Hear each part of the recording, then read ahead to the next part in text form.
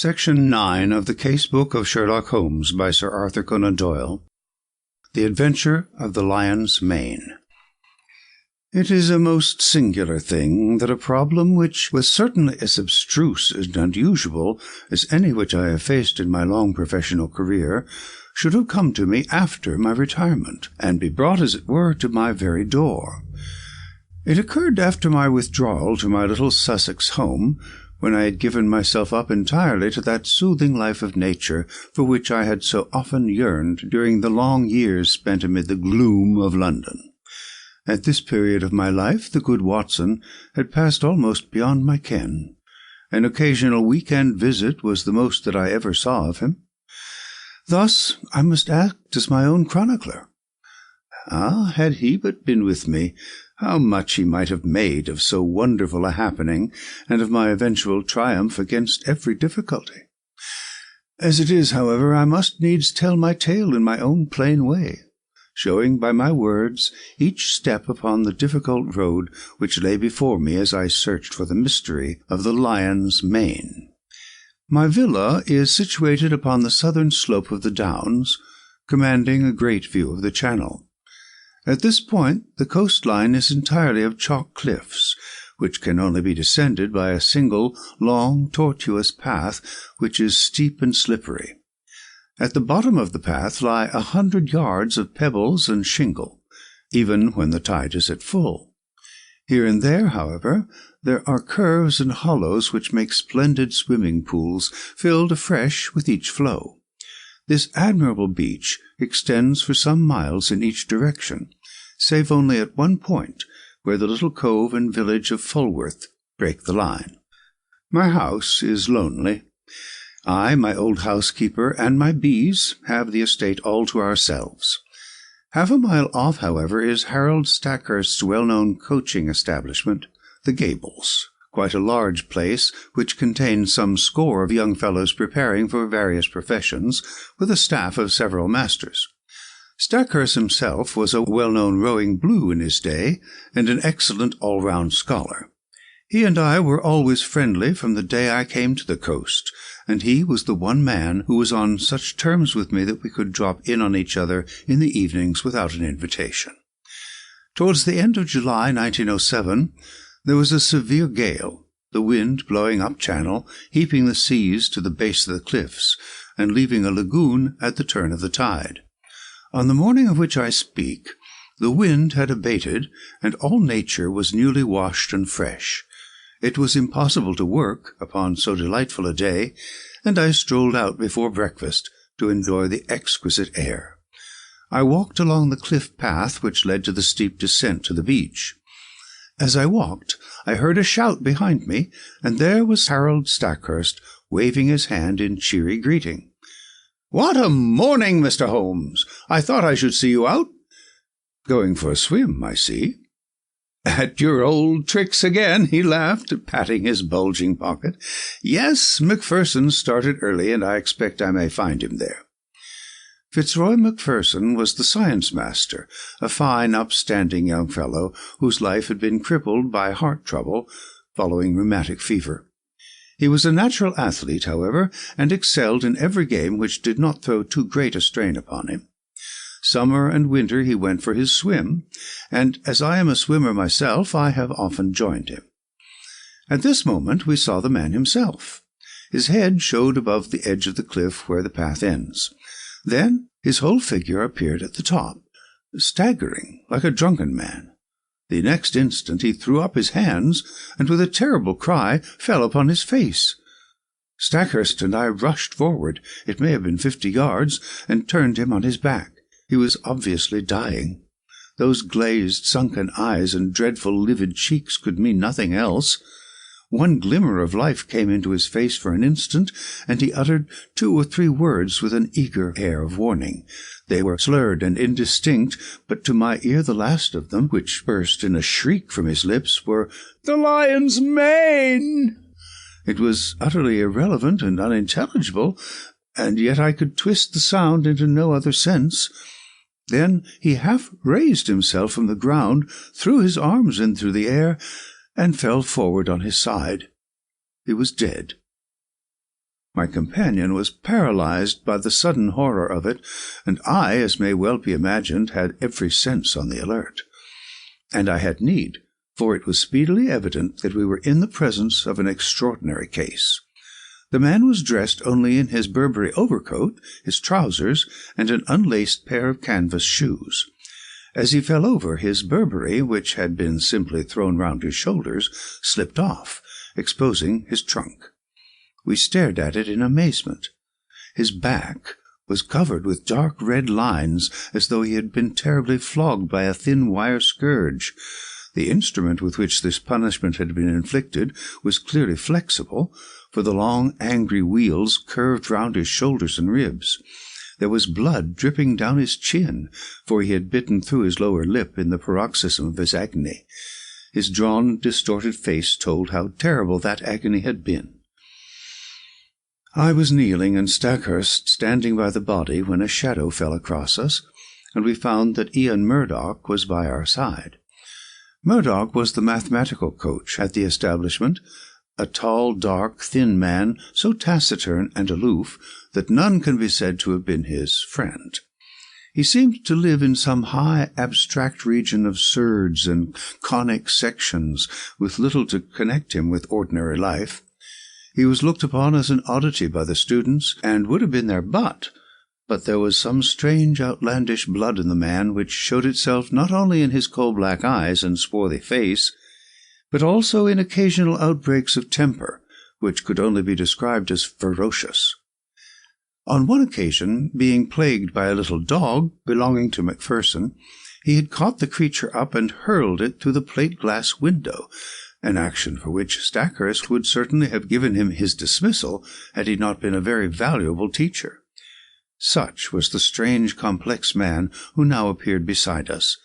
He seemed to be honestly shocked at the sight before him, though the incident of the dog may show that there was no great sympathy between the dead man and himself.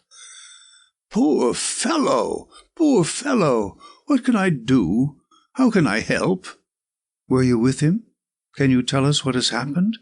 No, I was late this morning. I was not on the beach at all. I have come straight from the Gables. What can I do?" "You can hurry to the police station at Fulworth. Report the matter at once." Without a word he made off at top speed, and I proceeded to take the matter in hand, while Stackhurst, dazed at this tragedy, remained by the body. My first task, naturally, was to note who was on the beach. From the top of the path I could see the whole sweep of it, and it was absolutely deserted, save that 2 or 3 dark figures could be seen far away, moving towards the village of Fulworth. Having satisfied myself upon this point, I walked slowly down the path. There was clay or soft marl mixed with the chalk, and every here and there I saw the same footstep, both ascending and descending. No one else had gone down to the beach by this track that morning. At one place I observed the print of an open hand, with the fingers towards the incline. This could only mean that poor Macpherson had fallen as he ascended. There were rounded depressions, too, which suggested that he had come down upon his knees more than once. At the bottom of the path was the considerable lagoon left by the retreating tide. At the side of it Macpherson had undressed, for there lay his towel on a rock. It was folded and dry, so that it would seem that after all he had never entered the water. Once or twice, as I hunted round amid the hard shingle, I came on little patches of sand where the print of his canvas shoe and also of his naked foot could be seen. The latter fact proved that he had made ready to bathe, though the towel indicated that he had not actually done so. And here was the problem clearly defined, as strange a one as has ever confronted me. The man had not been on the beach more than a quarter of an hour at the most.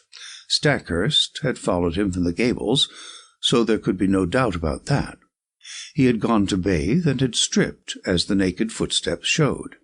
Then he had suddenly huddled on his clothes again. They were all dishevelled and unfastened, and he had returned without bathing, or at any rate without drying himself. And the reason for his change of purpose had been that he had been scourged in some savage, inhuman fashion, tortured until he bit his lip through in his agony, and was left with only strength enough to crawl away and to die. Who had done this barbarous deed? There were, it is true, small grottos and caves in the base of the cliffs, but the low sun shone directly into them, and there was no place for concealment. Then again, there were those distant figures on the beach. They seemed too far away to have been connected with the crime, and the broad lagoon in which Macpherson had intended to bathe lay between him and them, lapping up to the rocks.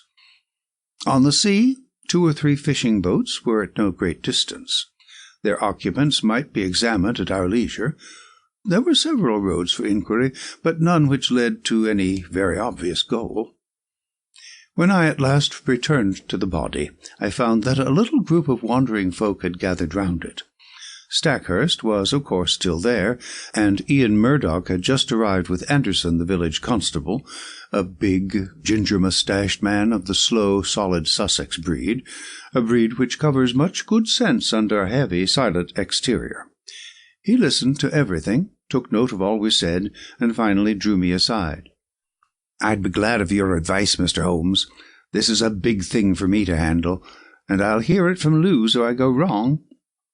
I advised him to send for his immediate superior and for a doctor, also to allow nothing to be moved, and as few fresh footmarks as possible to be made until they came. In the meantime, I searched the dead man's pockets. There were his handkerchief, a large knife, and a small folding card-case. From this projected a slip of paper, which I unfolded and handed to the constable. There was written on it in a scrawling, feminine hand, "I will be there. You may be sure. Maudie." It read like a love affair, an assignation, though when and where were a blank. The constable replaced it in the card-case and returned it with the other things to the pockets of the Burberry.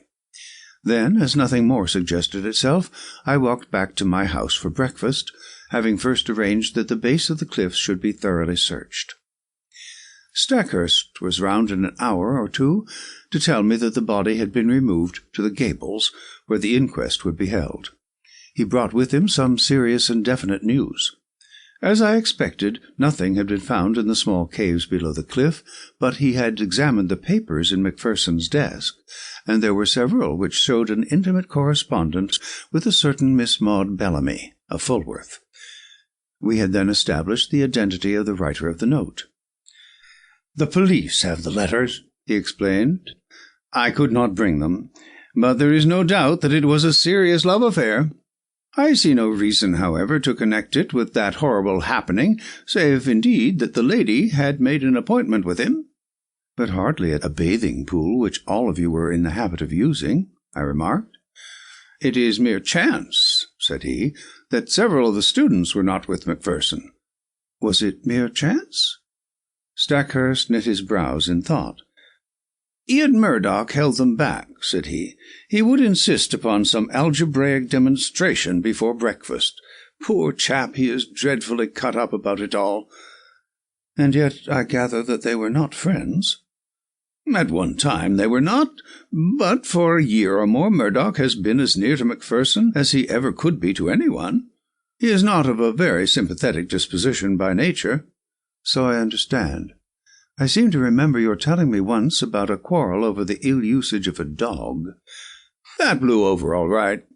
"But left some vindictive feeling, perhaps?" No, I am sure they were real friends." "Well, then, we must explore the matter of the girl. Do you know her?" "Everyone knows her. She is the beauty of the neighborhood, a real beauty, Holmes, who would draw attention everywhere. I knew that Macpherson was attracted by her, but I had no notion that it had gone so far as these letters would seem to indicate." "But who is she?" "She is the daughter of old Tom Bellamy, who owns all the boats and bathing cots at Fulworth. He was a fisherman to start with, but is now a man of some substance. He and his son William run the business." "Shall we walk to Fulworth and see them?" "On what pretext?" "Oh, we can easily find a pretext. After all, this man did not ill-use himself in this outrageous way. Some human hand was on the handle of that scourge, if indeed it was a scourge which inflicted the injuries. His circle of acquaintances in this lonely place was surely limited." Let us follow it up in every direction, and we can hardly fail to come upon the motive, which, in turn, should lead us to the criminal. It would have been a pleasant walk across the thyme-scented downs had our minds not been poisoned by the tragedy we had witnessed. The village of Fulworth lies in a hollow curving in a semicircle round the bay. Behind the old-fashioned hamlet, several modern houses have been built upon the rising ground. It was to one of these that Stackhurst guided me. "That's the Haven, as Bellamy called it, the one with the corner tower and slate roof. Not bad for a man who started with nothing, but, by Jove, look at that!" The garden gate of the Haven had opened, and a man had emerged. There was no mistaking that tall, angular, straggling figure. It was Ian Murdoch, the mathematician. A moment later we confronted him upon the road. "Hello," said Stackhurst. The man nodded, gave us a sideways glance from his curious dark eyes, and would have passed us, but his principal pulled him up. "What are you doing there?" he asked. Murdoch's face flushed with anger. "I am your subordinate, sir, under your roof. I am not aware that I owe you any account of my private actions." Stackhurst's nerves were near the surface after all he had endured. Otherwise, perhaps, he would have waited. Now he lost his temper completely.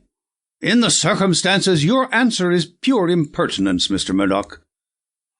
"Your own question might perhaps come under the same heading."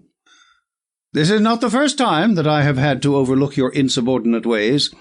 It will certainly be the last. You will kindly make fresh arrangements for your future, as speedily as you can." "I had intended to do so. I have lost today the only person who made the gables habitable." He strode off upon his way, while Stackhurst, with angry eyes, stood glaring after him. "Is he not an impossible, intolerable man?" he cried. The one thing that impressed itself forcibly upon my mind was that Mr. Ian Murdoch was taking the first chance to open a path of escape from the scene of the crime. Suspicion, vague and nebulous, was now beginning to take outline in my mind. Perhaps the visit to the Bellamys might throw some further light upon the matter. Stackhurst pulled himself together, and we went forward to the house. Mr. Bellamy proved to be a middle-aged man with a flaming red beard. He seemed to be in a very angry mood, and his face was soon as florid as his hair. "No, sir, I do not desire any particulars. My son here," indicating a powerful young man with a heavy, sullen face in the corner of the sitting-room, "is of one mind with me that Mr. Macpherson's attentions to Maud were insulting. Yes, sir, the word marriage was never mentioned. And yet there were letters and meetings, and a great deal more of which neither of us could approve.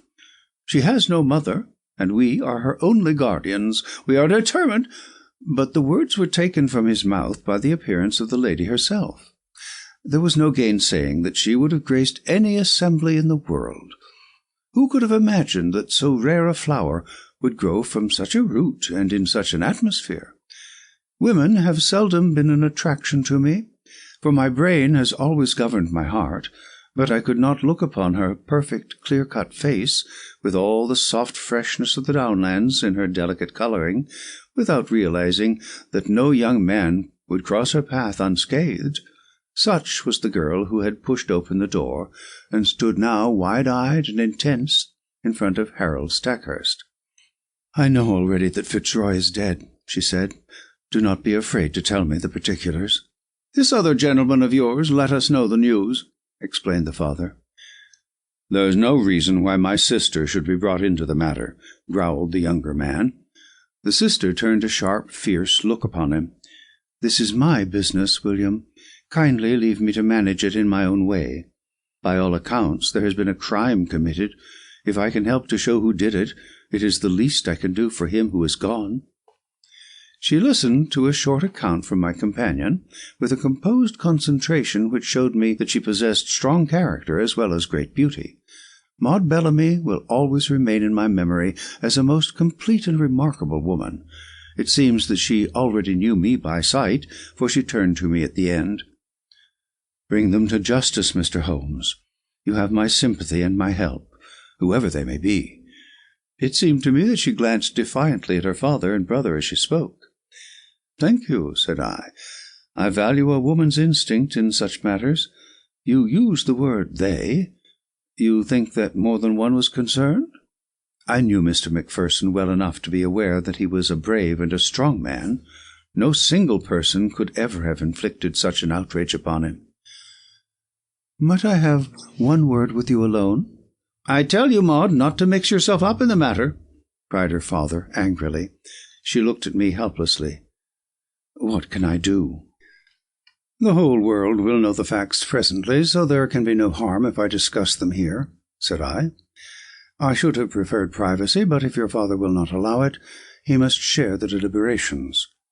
Then I spoke of the note which had been found in the dead man's pocket. "It is sure to be produced at the inquest. May I ask you to throw any light upon it that you can?" "I see no reason for mystery," she answered.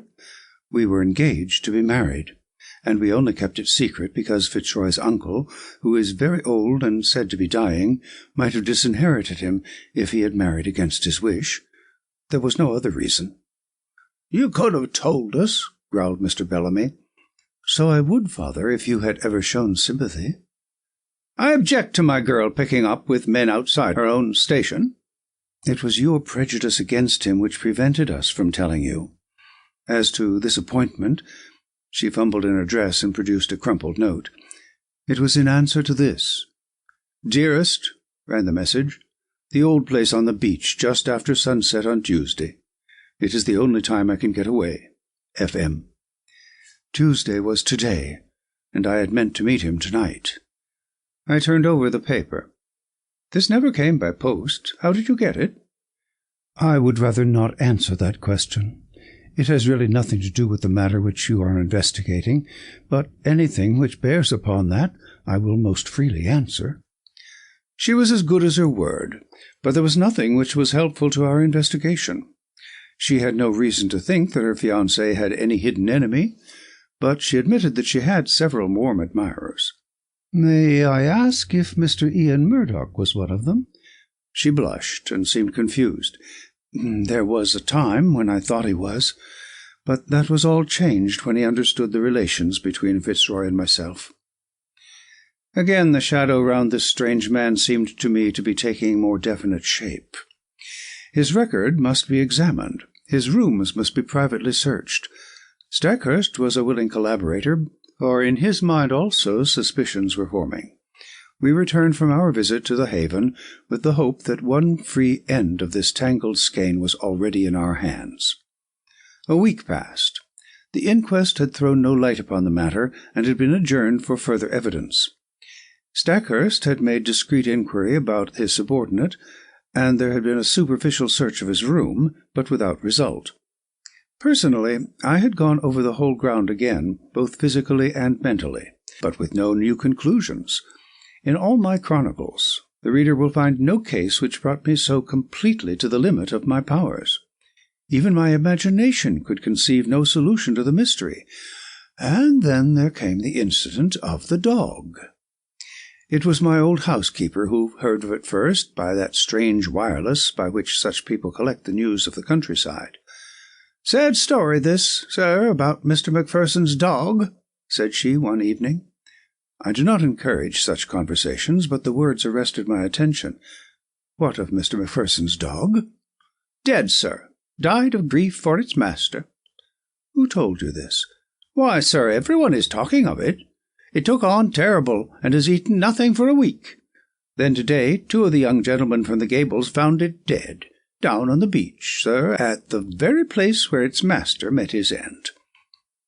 At the very place. The words stood out clear in my memory.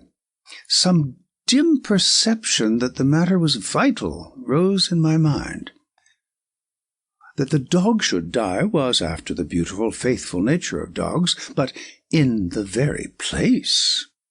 Why should this lonely beach be fatal to it? Was it possible that it also had been sacrificed to some vengeful feud? Was it possible? Yes, the perception was dim, but already something was building up in my mind. In a few minutes I was on my way to the Gables, where I found Stackhurst in his study. At my request he sent for Sudbury and Blunt, the 2 students who had found the dog.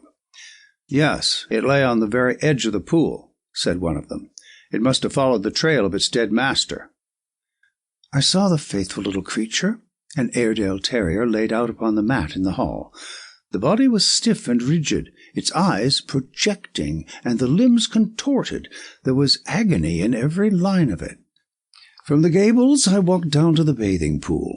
The sun had sunk, and the shadow of the great cliff lay black across the water, which glimmered dully like a sheet of lead. The place was deserted, and there was no sign of life save for 2 seabirds circling and screaming overhead. In the fading light I could dimly make out the little dog's spoor upon the sand round the very rock on which his master's towel had been laid. For a long time I stood in deep meditation, while the shadows grew darker around me. My mind was filled with racing thoughts. You have known what it was to be in a nightmare in which you feel that there is some all-important thing for which you search, and which you know is there, though it remains forever just beyond your reach. That was how I felt that evening as I stood alone by that place of death. Then, at last, I turned and walked slowly homewards. I had just reached the top of the path when it came to me. Like a flash, I remembered the thing for which I had so eagerly and vainly grasped. You will know, or Watson has written in vain, that I hold a vast store of out-of-the-way knowledge without scientific system, but very available for the needs of my work. My mind is like a crowded box-room with packets of all sorts stowed away therein, so many that I may well have but a vague perception of what was there. I had known that there was something which might bear upon this matter.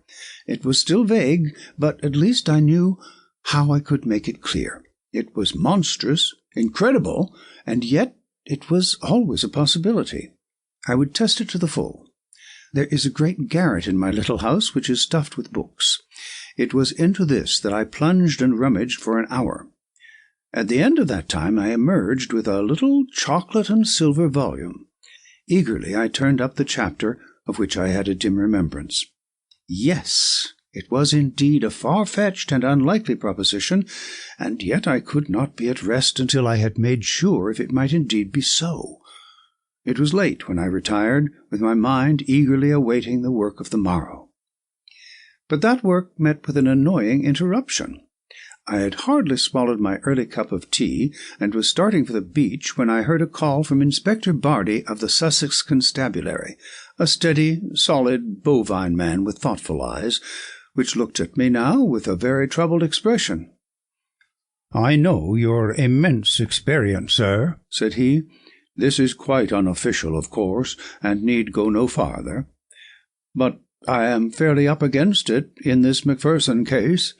The question is, shall I make an arrest or shall I not?" "Meaning Mr. Ian Murdoch?" "Yes, sir. There is really no one else when you come to think of it. That's the advantage of this solitude. We narrow it down to a very small compass. If he did not do it, then who did?" "What have you against him?" He had gleaned along the same furrows as I had. There was Murdoch's character and the mystery which seemed to hang round the man. His furious bursts of temper, as shown in the incident of the dog, the fact that he had quarrelled with Macpherson in the past, and that there was some reason to think that he might have resented his attentions to Miss Bellamy. He had all my points, but no fresh ones, save that Murdoch seemed to be making every preparation for departure. What would my position be if I let him slip away with all this evidence against him? The burly, phlegmatic man was sorely troubled in his mind. "Consider," I said, "all the essential gaps in your case. On the morning of the crime he can surely prove an alibi. He had been with his scholars till the last moment, and within a few minutes of Macpherson's appearance he came upon us from behind. Then bear in mind the absolute impossibility that he could single-handed have inflicted this outrage upon a man quite as strong as himself. Finally, there is this question of the instrument with which these injuries were inflicted. What could it be but a scourge or flexible whip of some sort?" "Have you examined the marks?" I asked. "I have seen them. So has the doctor." but I have examined them very carefully with a lens. They have peculiarities." "What are they, Mr. Holmes?" I stepped to my bureau and brought out an enlarged photograph. "This is my method in such cases," I explained. "You certainly do things thoroughly, Mr. Holmes." "I should hardly be what I am if I did not. Now, let us consider this wheal, which extends round the right shoulder. Do you observe nothing remarkable?" "I can't say I do." "Surely it is evident that it is unequal in its intensity. There is a dot of extravasated blood here, and another there. There are similar indications in this other wheal down here. What can that mean?" "I have no idea. Have you?" "Perhaps I have. Perhaps I haven't. I may be able to say more soon. Anything which will define what made that mark will bring us a long way towards the criminal." "It is, of course, an absurd idea," said the policeman, "but if a red-hot net of wire had been laid across the back, then these better-marked points would represent where the meshes crossed each other." "A most ingenious comparison. Or shall we say a very stiff cat-o'-nine-tails with small, hard knots upon it?" "By Jove, Mr. Holmes, I think you have hit it." "Or there may be some very different cause, Mr. Barty. But your case is far too weak for an arrest. Besides, we have those last words, lion's mane." "I have wondered whether Ian—" "Yes, I have considered that. If the second word had borne any resemblance to Murdoch, but it did not. He gave it almost in a shriek. I am sure that it was Maine." "Have you no alternative, Mr. Holmes?" "Perhaps I have, but I do not care to discuss it until there is something more solid to discuss." "And when will that be?" "In an hour, possibly less." The inspector rubbed his chin and looked at me with dubious eyes. "I wish I could see what was in your mind, Mr. Holmes. Perhaps it's those fishing boats." No, they were too far out." "Well, then, is it Bellamy and that big son of his? They were not too sweet upon Mr. Macpherson. Could they have done them a mischief?" No, you won't draw me until I'm ready," said I with a smile. "Now, Inspector, we each have our own work to do. Perhaps if you were to meet me here at midday—" So far we had got when there came the tremendous interruption which was the beginning of the end. My outer door was flung open, there were blundering footsteps in the passage, and Ian Murdoch staggered into the room, pallid, dishevelled, his clothes in wild disorder, clawing with his bony hands at the furniture to hold himself erect. "Brandy! Brandy!" he gasped, and fell groaning upon the sofa. He was not alone. Behind him came Stackhurst, hatless and panting, almost as distrait as his companion. Yes, brandy," he cried. "The man is at his last gasp. It was all I could do to bring him here. He fainted twice upon the way." Half a tumbler of the raw spirit brought about a wondrous change. He pushed himself up on one arm and swung his coat from off his shoulders. "For God's sake, oil, opium, morphia!" he cried. "Anything to ease this infernal agony!" The inspector and I cried out at the sight. There, criss-crossed upon the man's naked shoulder, was the same strange reticulated pattern of red inflamed lines which had been the death-mark of Fitzroy Macpherson. The pain was evidently terrible, and was more than local, for the sufferer's breathing would stop for a time, his face would turn black, and then with loud gasps he would clap his hand to his heart, while his brow dropped beads of sweat. At any moment he might die. More and more brandy was poured down his throat, each fresh dose bringing him back to life. Pads of cotton wool soaked in salad oil seemed to take the agony from the strange wounds. At last his head fell heavily upon the cushion. Exhausted nature had taken refuge in its last storehouse of vitality. It was half asleep and half a faint, but at least it was eased from pain. To question him had been impossible, but the moment we were assured of his condition, Stackhurst turned upon me. "My God!" he cried. "What is it, Holmes? What is it?" "Where did you find him?" "Down on the beach, exactly where poor Macpherson met his end. If this man's heart had been as weak as Macpherson's was, he would not be here now." More than once I thought he was gone as I brought him up. It was too far to the Gables, so I made for you." "Did you see him on the beach?" "I was walking on the cliff when I heard his cry. He was at the edge of the water, reeling about like a drunken man. I ran down, threw some clothes about him, and brought him up. For heaven's sake, Holmes, use all the powers you have and spare no pains to lift the curse from this place, for life is becoming unendurable. Can you, with all your world-wide reputation, do nothing for us?" "I think I can, Stackhurst. Come with me now. And you, Inspector, come along. We will see if we cannot deliver this murderer into your hands." Leaving the unconscious man in the charge of my housekeeper, we all three went down to the deadly lagoon. On the shingle there was piled a little heap of towels and clothes left by the stricken man. Slowly I walked round the edge of the water, my comrades in Indian file behind me. Most of the pool was quite shallow, but under the cliff, where the beach was hollowed out, it was 4 or 5 feet deep. It was to this part that a swimmer would naturally go, for it formed a beautiful pellucid green pool as clear as crystal. A line of rocks lay above it, at the base of the cliff, and along this I led the way, peering eagerly into the depths beneath me. I had reached the deepest and stillest pool when my eyes caught that for which they were searching, and I burst into a shout of triumph. "Cyania!" I cried. "Cyania! Behold, the lion's mane!" The strange object at which I pointed did indeed look like a tangled mass torn from the mane of a lion. It lay upon a rocky shelf some 3 feet under the water. A curious, waving, vibrating, hairy creature with streaks of silver among its yellow tresses. It pulsated with a slow, heavy dilation and contraction. "It has done mischief enough. Its day is over," I cried. "Help me, Stackhurst.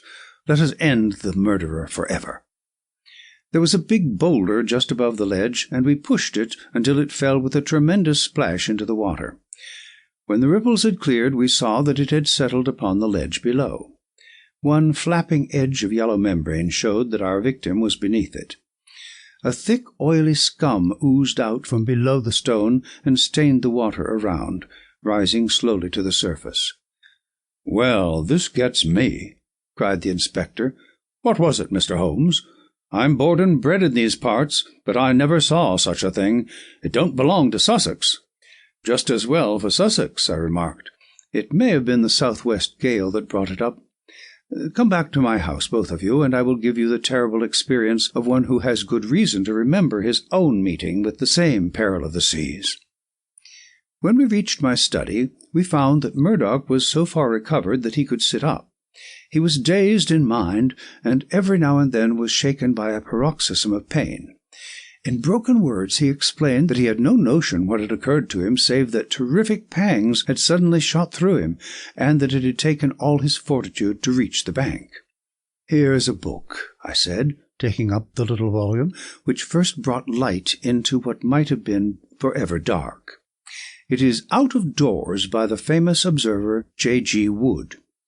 Wood himself very nearly perished from contact with this vile creature, so he wrote with a very full knowledge. Cyania capillata is the miscreant's full name, and he can be as dangerous to life as, and far more painful than, the bite of the cobra. Let me briefly give this extract. Quote, "If the bather should see a loose, roundish mass of tawny membranes and fibers, something like very large handfuls of lion's mane and silver paper, let him beware, for this is the fearful stinger Cyania capillata." Unquote. Could our sinister acquaintance be more clearly described? He goes on to tell his own encounter with one when swimming off the coast of Kent. He found that the creature radiated almost invisible filaments to the distance of 50 feet, and that anyone within that circumference from the deadly center was in danger of death. Even at a distance, the effect upon Wood was almost fatal. Quote, "The multitudinous threads caused light scarlet lines upon the skin, which on closer examination resolved into minute dots or pustules, each dot charged, as it were, with a red-hot needle making its way through the nerves." Unquote. The local pain was, as he explains, the least part of the exquisite torment. Quote, Fang shot through the chest, causing me to fall as if struck by a bullet. The pulsation would cease, and then the heart would give 6 or 7 leaps, as if it would force its way through the chest." Unquote. It nearly killed him, although he had only been exposed to it in the disturbed ocean and not in the narrow, calm waters of a bathing pool. He says that he could hardly recognize himself afterwards, so white, wrinkled, and shriveled was his face. He gulped down brandy, a whole bottleful, and it seems to have saved his life. There is the book, Inspector. I leave it with you, and you cannot doubt that it contains a full explanation of the tragedy of poor Macpherson. "And incidentally exonerates me," remarked Ian Murdoch with a wry smile. "I do not blame you, Inspector, nor you, Mr. Holmes, for your suspicions were natural. I feel that on the very eve of my arrest I have only cleared myself by sharing the fate of my poor friend." "No, Mr. Murdoch, I was already upon the track, and had I been out as early as I intended, I might well have saved you from this terrific experience." "But how did you know, Mr. Holmes?" "I am an omnivorous reader with a strangely retentive memory for trifles. That phrase, lion's mane, haunted my mind. I knew that I had seen it somewhere in an unexpected context. You have seen that it does describe the creature. I have no doubt that it was floating on the water when Macpherson saw it, and that this phrase was the only one by which he could convey to us a warning as to the creature which had been his death." "Then I at least am cleared," said Murdoch, rising slowly to his feet. "There are 1 or 2 words of explanation which I should give, for I know the direction in which your inquiries have run. It is true that I loved this lady, but from the day when she chose my friend Macpherson, my one desire was to help her to happiness. I was well content to stand aside and act as their go-between. Often I carried their messages, and it was because I was in their confidence and because she was so dear to me that I hastened to tell her of my friend's death, lest someone should forestall me in a more sudden and heartless manner. She would not tell you, sir, of our relations, lest you should disapprove and I might suffer. But with your leave I must try to get back to the Gables, for my bed will be very welcome." Stackhurst held out his hand. "Our nerves have all been at concert pitch," said he. "Forgive what is past, Murdoch. We shall understand each other better in the future." They passed out together, with their arms linked in friendly fashion. The inspector remained, staring at me in silence with his ox-like eyes. "Well, you've done it," he cried at last. "I had read of you, but I never believed it. It's wonderful." I was forced to shake my head. To accept such praise was to lower one's own standards. "I was slow at the outset, culpably slow. Had the body been found in the water, I could hardly have missed it. It was the towel which misled me. The poor fellow had never thought to dry himself, and so I in turn was led to believe that he had never been in the water. Why then should the attack of any water creature suggest itself to me? That was where I went astray. Well, Inspector, I often ventured to chaff you gentlemen of the police force, but Cyanea Capillata very nearly avenged Scotland Yard." The end of The Adventure of the Lion's Mane.